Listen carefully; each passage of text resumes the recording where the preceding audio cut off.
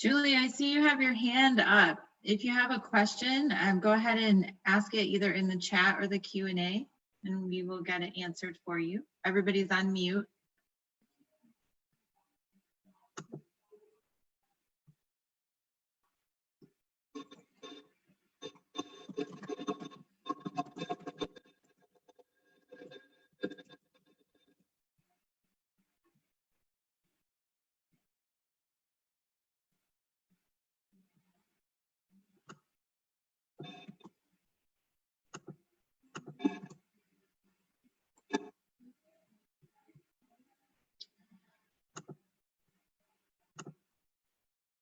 Well, all right, let's get into it. So, hey everyone, my name is Ashley and I'm the COO and clinic manager here at Heart of Wellness in Tumwater, Washington. We are a collaborative group practice focused on healing for the whole you. Within our practice, we currently have 6 naturopaths, 2 acupuncturists, a massage therapist, and a dietitian who form a dynamic group dedicated to your best health. With this amazing and diverse group of clinicians and our incredible staff of patient, clinical, and financial care coordinators, we are able to help people of all ages and stages in life throughout the whole cycle of care. Heart of Wellness recently launched a fully HIPAA compliant and secure video telemedicine program that we want everybody to know about. These visits are billable to insurance, and many of our patients are utilizing this method of care during the Stay Home, Stay Healthy order in Washington State. So now on to Dr. Schuster. Dr. Morgan Schuster is a licensed naturopathic physician who received her doctorate in naturopathic medicine from Bastyr University in Seattle, Washington.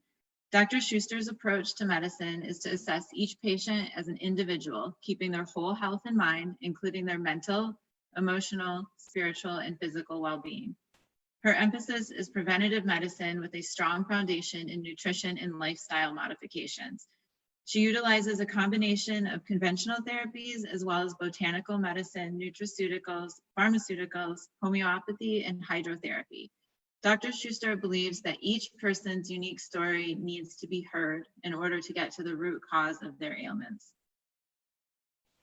So in the chat, you'll see a link to a downloadable PDF handout. It is an outline of our talk today and also includes resources and links to more information. If you have any questions for me or Dr. Schuster, enter them into the Q&A form or the chat. We might answer them live during the chat at the end of the talk, or we might email you the answer depending on how we do a time today. If you have technical questions, you can also ask them in the chat and I'll help you out right away so that we can find a solution so you can enjoy the webinar. And with that, Dr. Schuster, I'll turn it over to you. Awesome. Thank you, Ashley.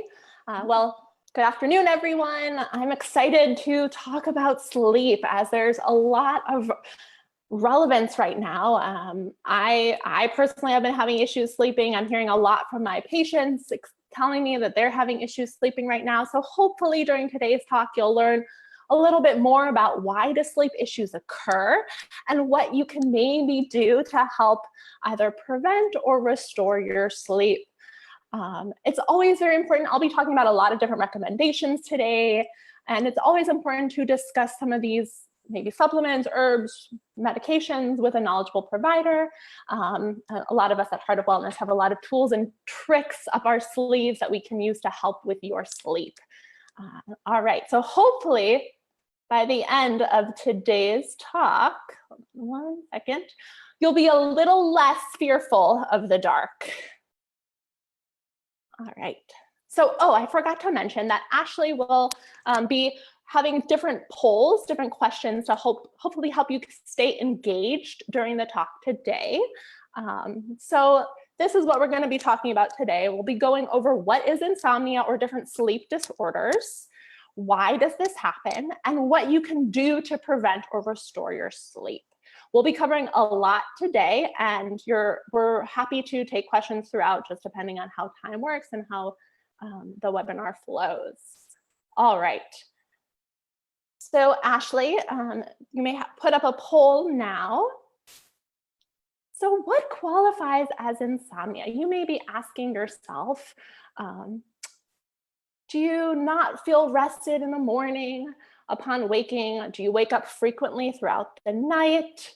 Do you have a hard time falling asleep or staying asleep? And if you answered yes to any of these questions, you may have a sleep disorder or like insomnia or something else going on that we need to investigate. And so, let's move on. 1 second up. There we go. So in particular, sleep quality is so important. And what makes up good quality sleep? So one question you could ask yourself is, in terms of if you're getting a good night's sleep or good quality sleep at night, do you remember your dreams? And in particular, we go through at night different stages of sleep. Usually a sleeper passes through 4 stages, roughly. Actually, there's really about 5 stages, but for these purposes, we'll talk about 4 of them: 1, 2, 3, and REM, or rapid eye movement sleep. And these stages go through progressively and cyclically throughout the night. You start with 1, you go through 2, 3, 4, etc. A complete sleep cycle takes on average 90 to 110 minutes, and each stage lasts between 5 to 15 minutes. During sleep, the body moves through these 5 different stages, and the REM, and then there's something called non-REM, which is part of REM, or non-rapid eye movement. And over the course of the night, the body, like I said, will go through these 5 cycles 4 to 6 times, and spending on average 90 minutes in each stage. Now, dreaming in particular happens during REM sleep. So in a full night's sleep, we experience 3 to 4 such cycles, lasting those 60 to 90 minutes.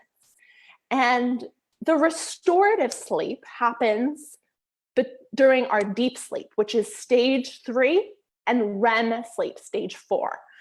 And deep sleep is crucial for physical renewal, for hormonal regulation, for detoxification, and for growth.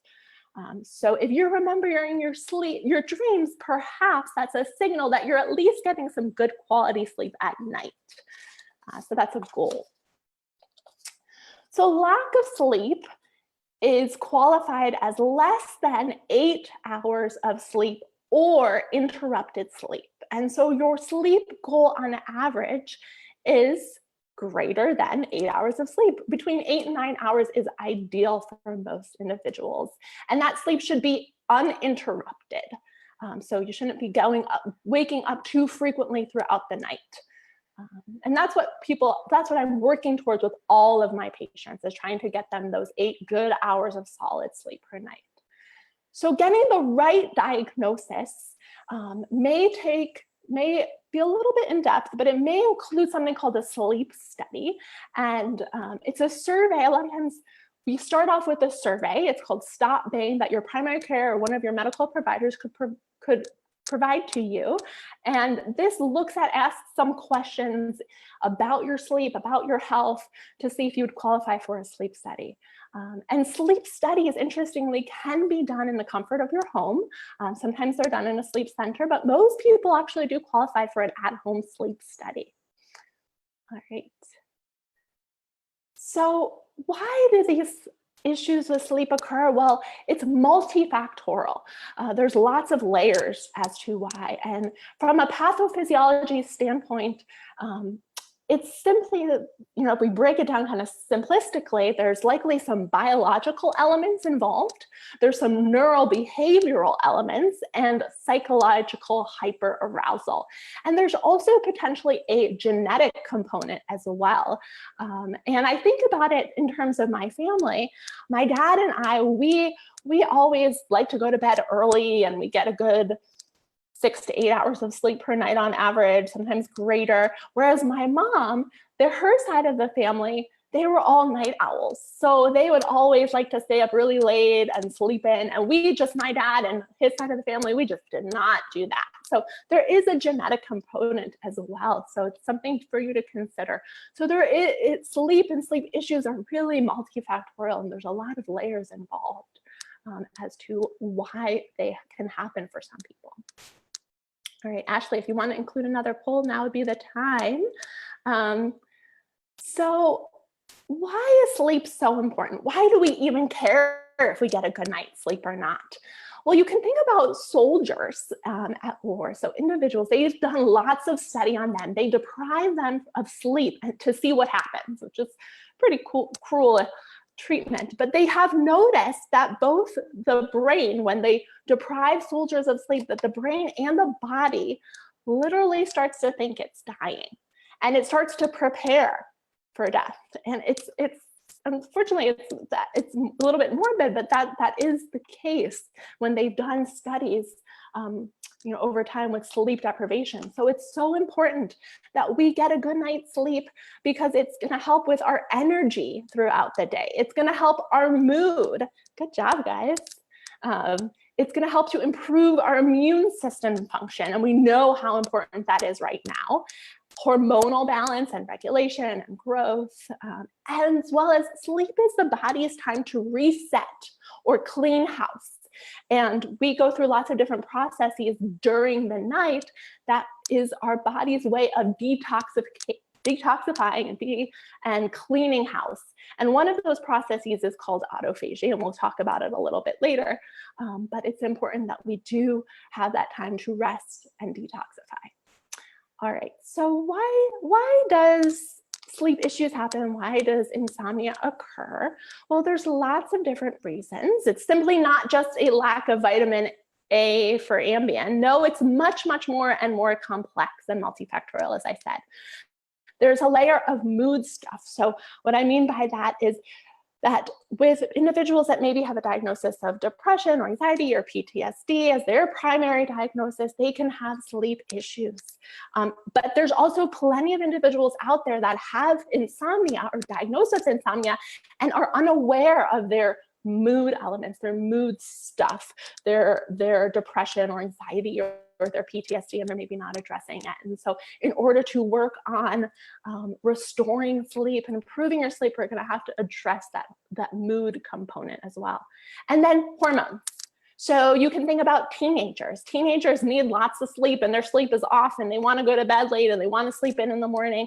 But also during menopause, our sleep gets totally wackadoo, and that's because the body temperature does not dip down like it should. And we need the body to cool down at night in order to get into the deep, deep sleep. So it can be a lot harder for individuals who are going through menopause or going through perimenopause or menopause to get a good night's sleep. And then there's digestive issues, but sleep apnea. So I'm just going to take a moment and I'm going to jump ahead for a moment to a slide. About sleep apnea, because it's so important that we talk about sleep apnea and that sleep apnea gets addressed because it is very treatable. Sleep apnea is the probable cause in 10 to 20% of people who present with insomnia. And excuse me, sleep apnea is potentially a very serious sleep disorder in which breathing repeatedly stops and starts throughout the night. So if your partner has ever told you, or anyone you've slept with, or even heard yourself snoring loudly at night, you may have sleep apnea. And if you ever feel tired, even after a full night's sleep, you may have sleep apnea. And the main types, there's few different types of sleep apnea, but the main types are obstructive sleep apnea. For our purposes, I'm going to talk about that one. And this is when it's the most common form, and it occurs when the throat muscles relax at night, and they kind of fall in on themselves. And this, in order to be diagnosed properly, this needs to be done through a sleep study. And you can, well, I'll be talking about a lot of different recommendations later on in the talk, and those will help with sleep apnea for sure, but the real treatment is fairly simple to some extent. It's a CPAP machine as well as weight loss, and then some, like I said, some of the other recommendations that we'll talk about. But if not treated properly, it is a major contributing factor to cardiovascular disease and death. And as you can see here, there's estimated 22 million Americans have sleep apnea, and many of them unfortunately die from complications, but it's treatable. It's so treatable. All right, oh, let me go back to where we were. So digestive issues. So one reason for sleep apnea that contributes to sleep apnea or worsening sleep apnea, or even issues sleeping at night, can be digestive issues, and GERD or reflux, gastroesophageal reflux, can present as insomnia and nighttime awakenings. And if this is something that's happening for you, there's a lot that can be done. It doesn't just have to be PPIs or H2 blockers, which are some of the pharmaceuticals that are used for reflux, but naturopathic doctors and physicians are great at treating GERD and other digestive issues that can really help them, if addressed appropriately, restore your sleep. Of course, chronic pain, if you're experiencing any chronic pain, such as restless legs or other chronic pain, that can absolutely disrupt your sleep. And we got to address that as well. And interestingly, with restless leg syndrome, and that restless leg is the muscle pain and twitching that occurs when you're lying down in bed. This can often be an issue of iron or iron absorption and some other minerals as well. But one fun trick that a lot of people don't know about is putting a bar of soap underneath your sheets, St. Ives soap in your bed. And it really can help for some of my patients who have restless leg. It really does help with that, preventing that from happening at night. So just a quick, if this is something that you're experiencing at home, something you can try tonight. And then there's circadian rhythm disorders. So you can think about someone who works at night, like a nurse or a shift worker, or even teenagers have circadian rhythm disorders. And what happens, as you can see, these are healthy circadian rhythms. So we see that melatonin has a rhythm. It goes up at a certain time at night. And even I put next to it our blood sugar, how that works, because our body runs on lots of different rhythms throughout the evenings, throughout the day as well, that drive us in the evening. So blood sugar and stress and our circadian rhythms actually do interconnect. And like I said, these are healthy rhythms, but not all of us are going to be like this. Our body is not going to work like this. And so for some of us, we need to really address our blood sugar or our stress and work on our cortisol so that we get back in alignment. Because if we're not like these graphs, then we're going to be all up and down throughout the night.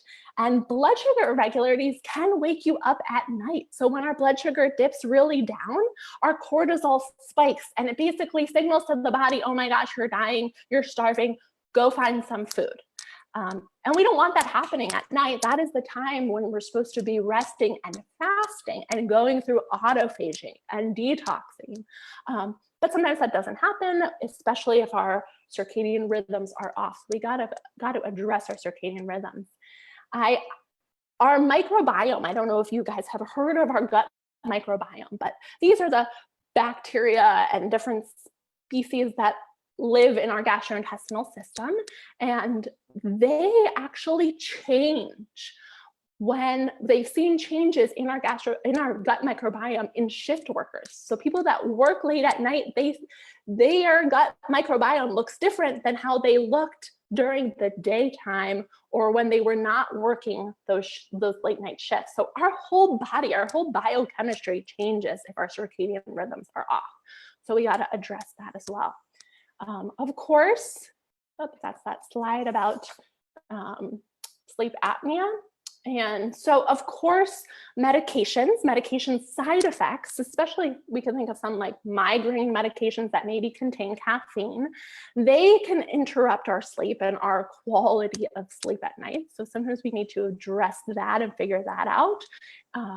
And caffeine, of course, you gotta time your caffeine. In Washington, we love our coffee, and I'm definitely one who loves my coffee, but you gotta time it appropriately. That half-life of coffee is about 6 hours. So you wanna try to, if you're having any issues sleeping at night, if you have to get that other cup of coffee or other caffeine, maybe we gotta address that, figure out why you're feeling so fatigued in the afternoon, but also try to time it appropriately so it's not you're not consuming it too late at night. And a lot of our caffeine absorption really depends on our metabolism and our gut microbiome. So some people are able to metabolize it quicker than others. Lack of physical exercise can actually really impact our sleep and our sleep quality and getting a good night's sleep, as well as lack of adequate nutrition. Specifically, I think about protein and protein breakdown, and we'll go into this a little bit more in depth, but I'm just laying it out here now, that protein in particular gets broken down into amino acids, and those are the building blocks of something called neurotransmitters. And neurotransmitters are key for both our mood and sometimes our energy, but also some of the hormones and some of the chemicals that we need in our body to help us sleep and get a good night's sleep. So we often will look at supporting our neurotransmitters, and one way to do that is with protein and adequate nutrition. So if you're uncertain for the reason for your insomnia, keep a sleep log. That's one of the best things to do. And I included a link that's in one of our resources in the handout PDF that Ashley so lovely uploaded to the website. And I think she has a link as well in the Q&A section. And there's a sleep log. So if you're uncertain as to maybe why you're having issues sleeping, one thing to start off doing is keeping a sleep log. And there is a great link in that resource as well. And then you can provide that sleep log to your medical provider, or you can look at it yourself and see, if there's any reasons that you can figure out as to why you're maybe having a hard time sleeping at night. All right, so you're probably itching and wondering, well, what can I do to get a better night's sleep? Like, this is the whole reason why you're attending today. Number one is physical exercise. And I can't say that enough. Pretty much for everyone, we all need to get in some form of movement every day. And this is not just for our sleep, but our overall wellness and well-being and health. And the American Heart Association recommends at least 20 to 30 minutes per day of some sort of movement. It does not have to be vigorous movement. And if you're going to exercise and if you're going to choose to do it later in the day, that's okay, but just not too vigorously towards the end of the day, as that can keep you awake. So ideally, the best time to exercise is in the morning or early afternoon. And then, like I said, meeting nutritional needs. And I mentioned a little bit about protein, but once again, protein gets broken down into amino acids, and those are the building blocks for our neurotransmitters. And you can think about turkey. Turkey in particular, when, at Thanksgiving meal, yourself or your uncle or whomever, your family members, after they eat a nice slice of turkey, they get a little sleepy. And that's because turkey contains something called tryptophan in it. And tryptophan is one of the building blocks, the amino acid building blocks that help with our neurotransmitters that help us to sleep at night and sleep well. Some other foods to consider would be like oatmeal. Oatmeal contains a lot of serotonin, again, another neurotransmitter. It's a happy hormone, but it's also a neurotransmitter that helps in the conversion into melatonin and some of our other hormones and neurotransmitters that help us sleep at night. Not to mention tart cherry juice. So tart cherry juice in particular contains quite a bit of natural melatonin. So if you like any of those foods, you could definitely think about encouraging that. You could have oatmeal even in the evening and or the morning. That's a fine thing to do. Or a couple ounces, 6 to 8 ounces of some tart cherry juice in the evening. Those are some good nutritional recommendations and some foods to think about maybe doing that may help you sleep a little bit better at night as they promote and support your neurotransmitters. So sleep hygiene is key. Your bed should only be used for sleep and sexual activities. So that is it. And I know a lot of us, myself included, do other things in bed as well, but that's really what bed should be. It should be your body signals to itself that once you get into the bed, that's all you're going to be doing there. And then you want to try to keep your sleep environment very cool and dark. And ideally somewhere in the 60s degrees, that's comfortable. You want it to be like a dark cave where you can sleep comfortably and deeply. And that cold temperature helps to get you into a deep sleep at night. And avoiding electronics. So ideally 1 to 2 hours before bed, you want to shut down your electronics. And this allows for natural melatonin production to occur. You can use blue lights on your screen or glasses. Some of that helps, but it's not quite the same. There's still a little bit of light that's going to be affecting your pineal gland, and that's going to not allow it to secrete the melatonin that you naturally need to produce in order to help you sleep at night. And then if you like showering at night, that's fine, but you want to do more of a warm shower versus a very hot shower. The very hot showers are going to be very stimulating, so they're going to make you wake up. Another trick is even warming your middle before going to bed. And this helps to raise your temperature just enough and helps to trigger proper chemistry for sleep.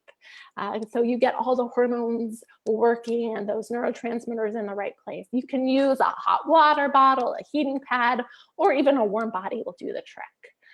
Ideally, you want to try avoiding eating and, like I said, exercise a few hours before going to bed. This allows those few hours, those couple 2 to 3 hours before bed, this is going to allow your system to get into autophagy, which is which we talked about a little bit earlier, but your body going in and cleaning house, cleaning up. And so we want those few hours away from food.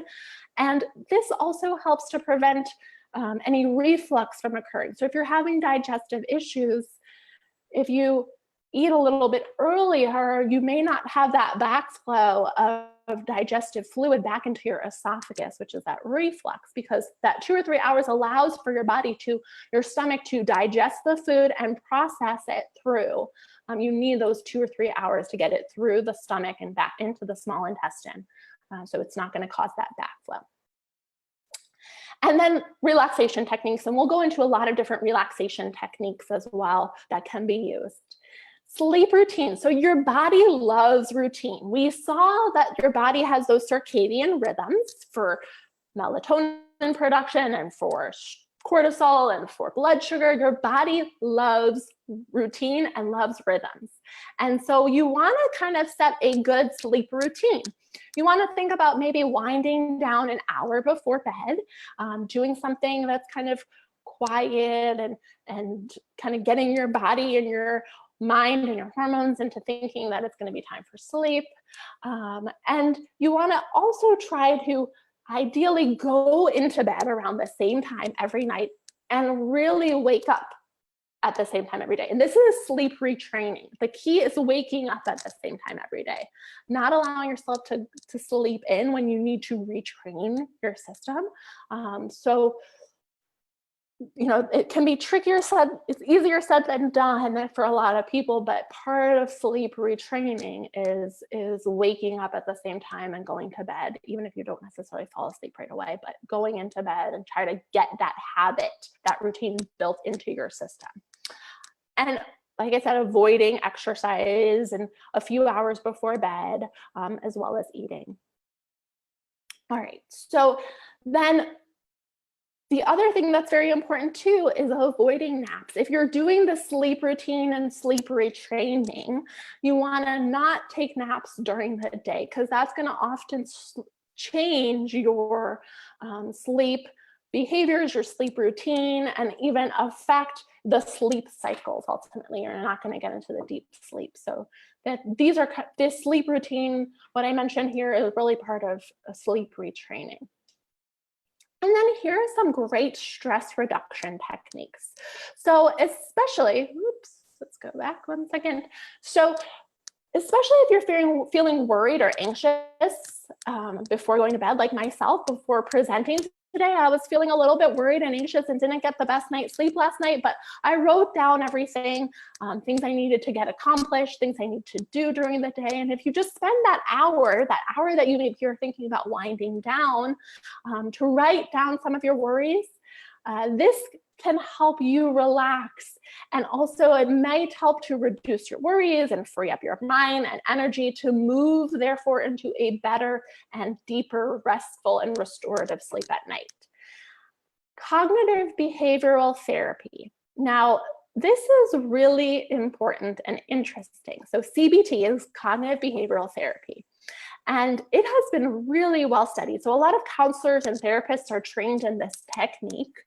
And it's been studied to be as effective as pharmacotherapy and has even greater lasting potential, even 1 to 2 years after stopping CBT or cognitive behavioral therapy. Now, one of the links that I have in the resources is an online CBT, cognitive behavioral therapy site that teaches you to do some cognitive behavioral therapy on yourself to help with insomnia or sleep issues. But if you can find a counselor or a therapist, or usually those are the two groups that are trained in CBT, that is familiar with CBT specifically for insomniacs or for issues sleeping, that is going to be really effective long-term, and it's going to have none of the side effects as pharmacotherapies. Visualization or storytelling can be a lovely option if you're having just a really hard time falling asleep or getting to sleep. Just kind of doing some visualizations or making up, not too imaginative stories, but just little nice stories, fairy tales for yourself to think about. Gratitude, prayer, meditation, all of these things can be very relaxing for the nervous system and can kind of help you get into a deeper sleep. I really like progressive muscle relaxation techniques, and you can find a lot of them on YouTube. There's great guided progressive relaxation videos, and I included a link at the end of this PowerPoint. But if you are having a really hard time just relaxing at night, try a progressive muscle relaxation. And basically all it is you're going through your body and scanning the body, and you're tightening certain areas, hands, and you're focusing on different muscles and just tightening and relaxing and breathing. And it works wonders to get you into a nice deep sleep at night. And I included one of my favorite links at the YouTube videos at the end of this presentation. All right. So remember, this is key. When changing a sleep behavior or sleep pattern, like we just talked about, any of those things that we just mentioned, be sure to at least try to give yourself 7 to 10 days before giving up, because it takes time for your body to learn and incorporate a new trick or a new behavior. So be gentle with yourself, but give yourself a good week or two, or week plus, to figure it out. So let's go into some common sleep aids, some do's and don'ts. And these are, we'll be going through these fairly quickly due to time. But as I go through these, if there's something that you're thinking may be appropriate for you, definitely bring it up to one of your providers, whether they're a naturopath or other, as you may want to just make sure that there's no interactions with your current medications or supplements or health history. So let's dive on in. So alcohol and even marijuana actually does unfortunately fit into this category, does affect our sleep at night. And it's an absolute something to try to really avoid. Alcohol is a depressant and it can help you fall asleep fast. However, it is not going to help with your sleep quality whatsoever. That is because alcohol affects your blood sugar.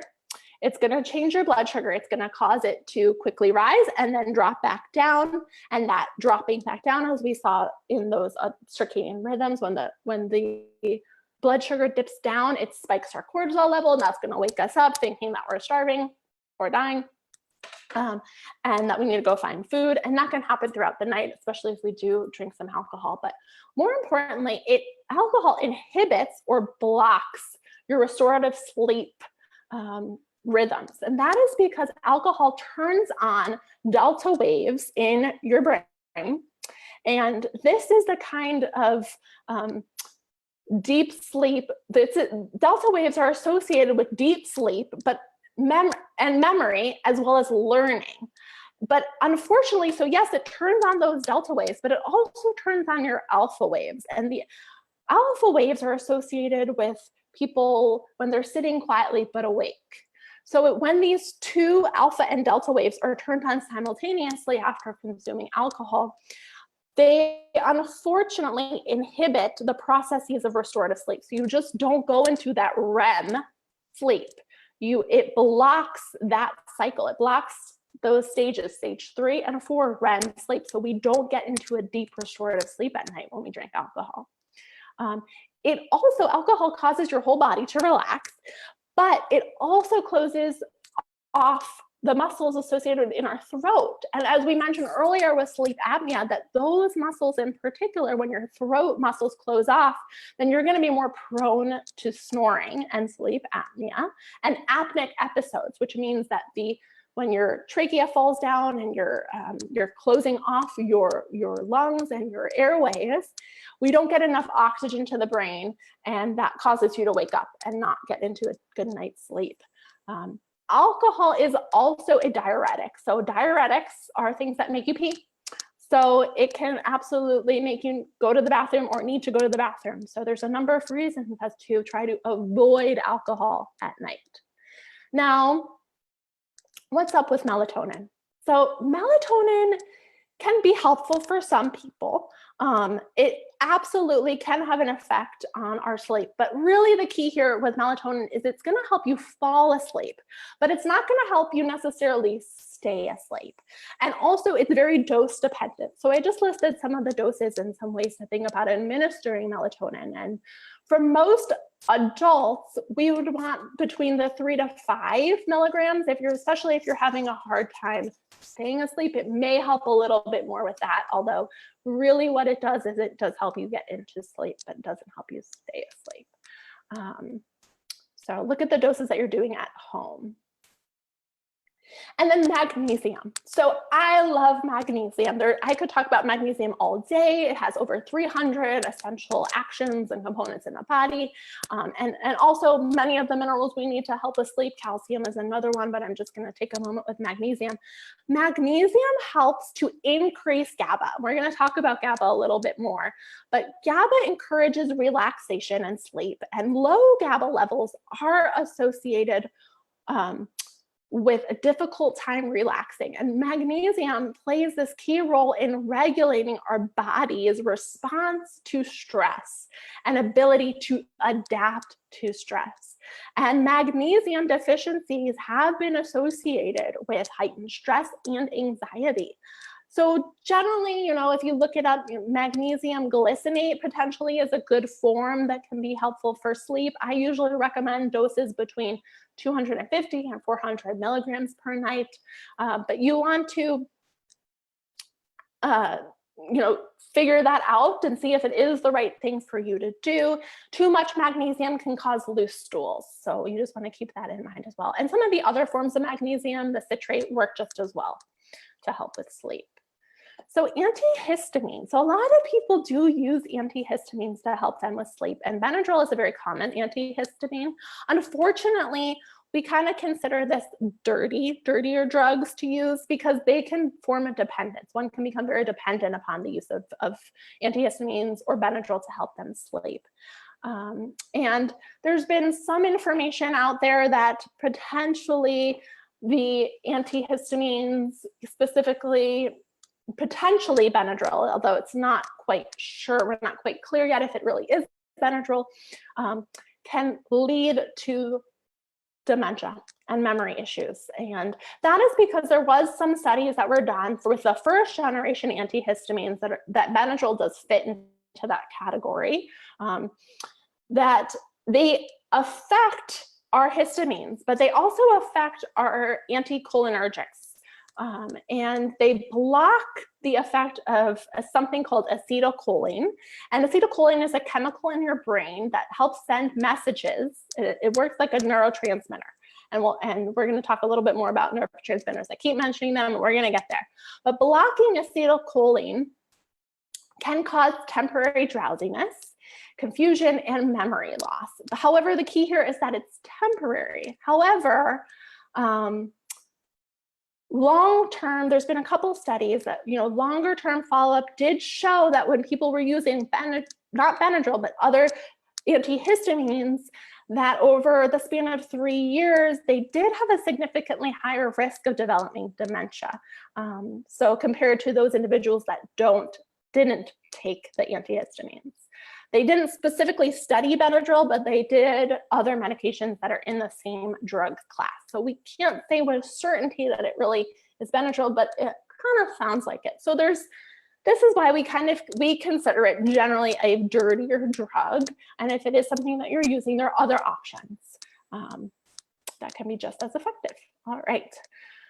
So here we go, neurotransmitters. And so one of my favorite neurotransmitters is GABA. Excuse me. And there's many different neurotransmitters, and here it lists some of the neurotransmitters, but there's more of those. And like I said, the amino acids, so proteins, like I broke it down into amino acids, they are the building blocks of our neurotransmitters, as well as some other vitamins and nutrients. They help with the conversion of different neurotransmitters. Now, GABA in particular enables the body and the mind to relax and fall asleep and sleep soundly throughout the night. And low GABA levels is linked to insomnia and disrupted sleep. And there has been one study with GABA where people that had low levels of GABA that also had insomnia were almost 30% lower than those without the sleep disorder. So those people that had insomnia all had low levels of GABA, lower than others. So there are a couple medications that can interact with GABA receptors in the brain, but if you want to try to encourage those pathways and that neurotransmitter conversion, there are some foods that you can think about doing, and I list them at the bottom. These foods may help increase your GABA levels in your body. And it's important, I would not advise, just taking different neurotransmitters. You can find GABA over the counter. You can find glycine, some of these other components as well, but you need to really talk with a medical professional, someone who's knowledgeable about how neurotransmitters work and what there are interactions. So use some caution, but they are key. Supporting our neurotransmitters is key to helping restore sleep. All right. And hormones. So making sure our hormones are balanced. There's lots of different ways to do that. And some of those ways we listed earlier, like exercise and stress management and good nutrition and proteins, etc. But there's one hormone in particular that I just want to mention because it is a wonderful hormone that helps us sleep, is progesterone. And so you can think about pregnant women that have higher levels of progesterone. They usually have great night's sleep, some of them, not all. But you can also think about those women who are pregnant taking naps during the day, and that's often because our progesterone is higher when we're pregnant. And that's because progesterone increases the production, again, of GABA, that neurotransmitter that helps us sleep. And so hormones, of course, can have side effects. So it's important to discuss if progesterone or other hormones may be the right thing for you, but there's other ways to also support our hormones and balance our hormones.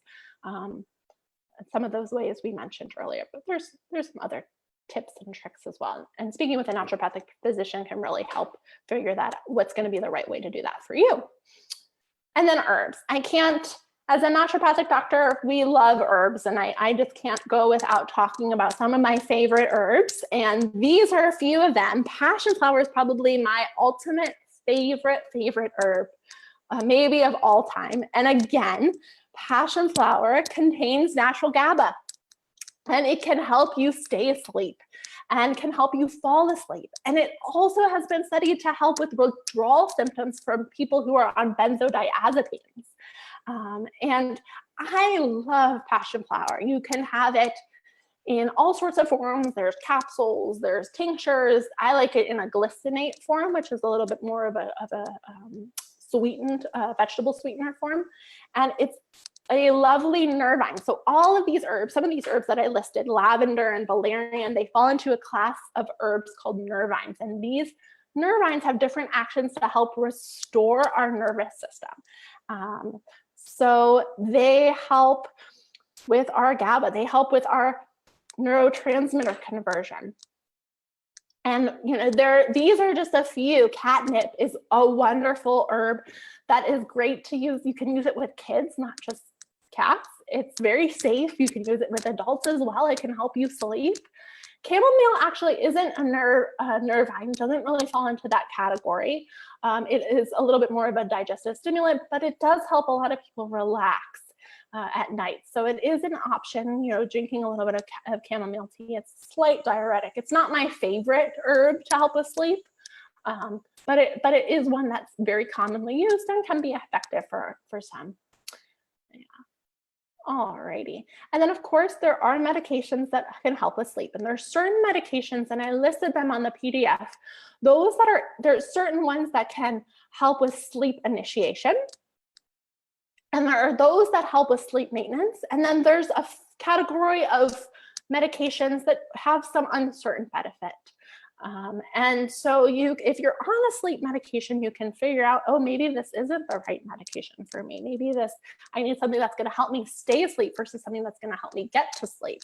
And so talking to your provider about that. They generally have only really been studied, medications for sleep have really only been studied to be used temporarily for a month, is what most of the studies that were done on sleep medications.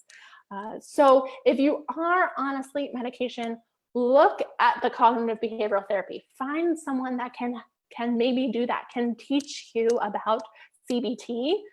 And that is a great way to help you maybe transition out of the medication, or you can switch into something else, or you can support your overall health and wellness through either exercise or nutrition or herbs or nutrients. Or hormonal balance, whatever's going to be customized to you. And you can speak with a provider that's knowledgeable, that can help figure out the right plan to help restore your sleep at night. And so here's some of the links that I mentioned. The first one is a possible site for online CBT, or sleepio.com.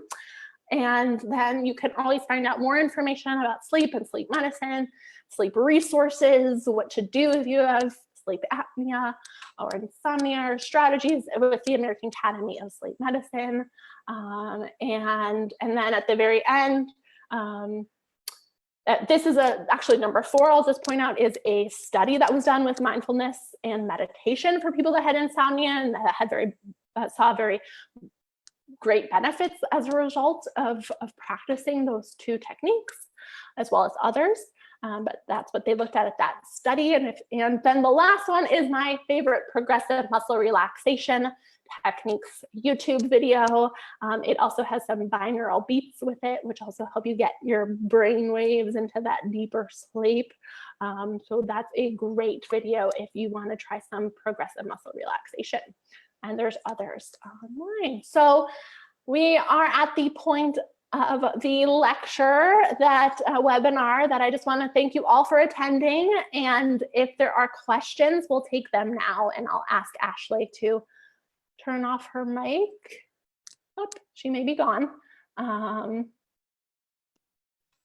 there she is. Oh, great. Yay, you're back. Okay, yay. So if there are any questions, it looks like where can the PDF be found?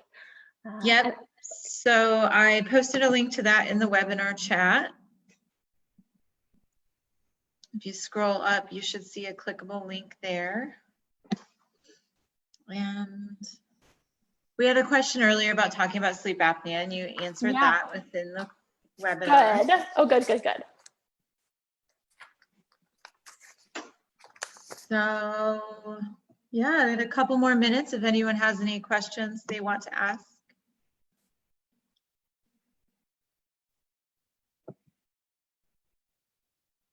Or we'll just end. Yeah. Go enjoy our evening. Yes, everyone enjoy. Maybe go for a nice walk. It looks like it's sunny out, and I do really appreciate your time and listening today. Thank you, Ashley, so much for arranging this as well. Yeah, thank you, Dr. Schuster. Thanks everybody that joined us today. Okay. Bye-bye. Bye.